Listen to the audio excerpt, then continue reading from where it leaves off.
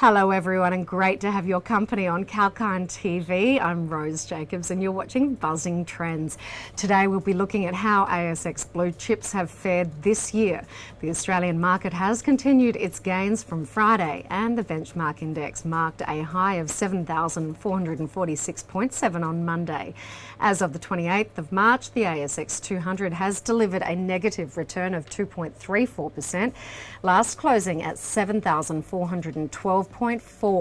However, ASX 200 is currently trading at 7,476.50, the highest level in over 2 months. Though there has been a noticeable deviation in returns of some ASX 200 constituents this year. Let's look at 3 ASX blue chips and how they've performed in 2022 so far. The first stock on our list is one of the Australian Big Four banks, Westpac Banking Corporation, having a market capitalisation of $84.13 billion. The company provides a range of banking and financial services, including consumer, business and institutional banking and wealth management services. Let's look at its performance. The bank had clocked a net profit of $5.46 billion over revenue of $21.45 billion and declared a total dividend of $1.18 per share in 2021. Westpac shares are currently trading at $24.34, up by 1.29%, with an attractive dividend yield of 4.91%. Looking at the recent announcement in Feb of 2022, Westpac announced the sale of Westpac Life NZ Limited to Fidelity Life Assurance Firm Limited, a New Zealand-based company, as part of its attempts to streamline its operations. Westpac expects a post-tax gain of roughly $93 million Australian on the sale of the business to Fidelity Life for around $382 million. Second on the list is Australia and New Zealand Banking Group. ANZ is a Melbourne-headquartered Australian multinational bank having a market cap of $77.91 billion. The company's segments include Australia, New Zealand, Institutional, Pacific and Technology Services and Operations and Group Centre. Let's look at its performance now. The bank has been recording declining revenues from $20.25 billion in 2019 to $19.8 billion in 2020, $19.11 billion a year ago. In 2021, the bank declared a total dividend of $1.42 per share. This year, ANZ shares have had a lacklustre performance, delivering a flat return of a negative 0.75%.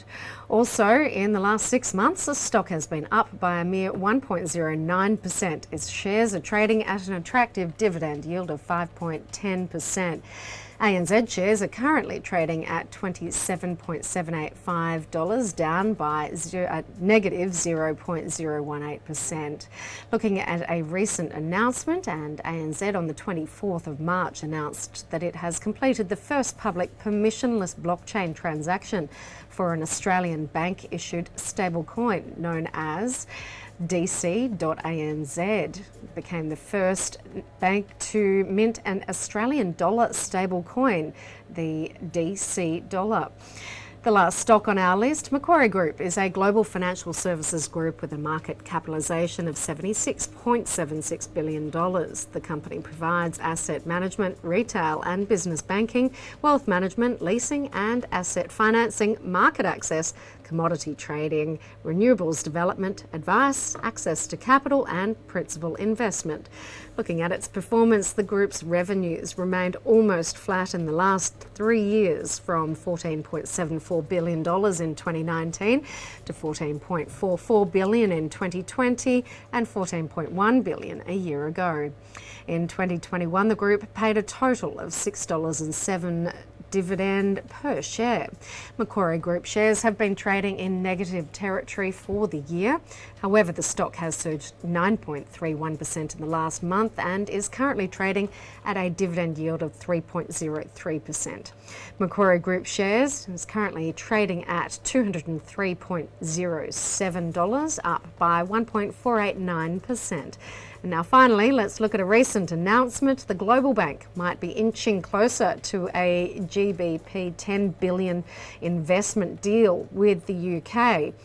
According to the report, the Australian Investment Bank was in talks with the UK leadership for the past several weeks about a potential £10 billion investment in British infrastructure. The deal, once gets the green light, would be with the largest ever investment in the UK by an overseas firm. And now it's time to wrap up today's report. The benchmark ASX 200 index, which consists of the top 200 companies in Australia, has plunged 2.34% this year, primarily owing to geopolitical tensions. This must clear a notion in new investors that even stocks of large companies are not safe and are prone to corrections. Therefore, investors must do their own due diligence before investing. We'll be back with our Buzzing Trends show tomorrow to share the latest market insights with you. Till then, stay tuned with Kalkine TV for more stock, business and economy-related hot trends.